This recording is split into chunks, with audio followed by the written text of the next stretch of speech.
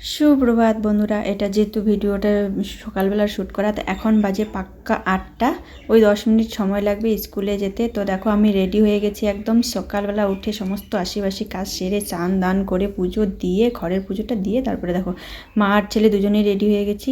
তো এখন যাব আমরা স্কুলে, কারণ কালকে যেহেতু 12টার পর মানে পঞ্চমী ধরেছে, তার জন্য রণদীপ হচ্ছে, কালকে অঞ্জলি দেয়নি, রাজদীপের দেওয়া হয়ে গেছে। তো ওকে আমি স্কুলে নিয়ে যাচ্ছি, ওখানেই পুজো হবে, ওই 8:30টার মতো স্কুলে পুজো আরম্ভ হবে।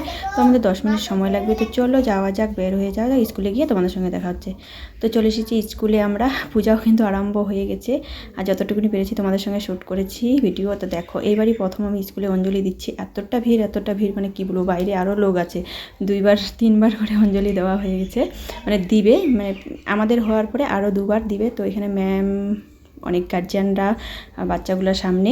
তো চলো সবাই মিলে অঞ্জলি দিচ্ছে, আর একটা আলাদাই মানে কি বলবো আনন্দ। তো মা সরস্বতী সবাইকে বিদ্যা বুদ্ধি তো ভালো রাখুক, এটাই বলবো।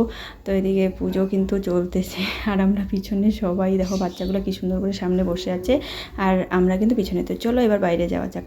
তো এখানে দেখো পুজো টুজো হয়ে এখানে খিচুড়ি প্রসাদ নিচ্ছে সবাই। তো খিচুড়ি তো না, পোলাও আর হচ্ছে একটা তরকারি ছিল, চাটনি।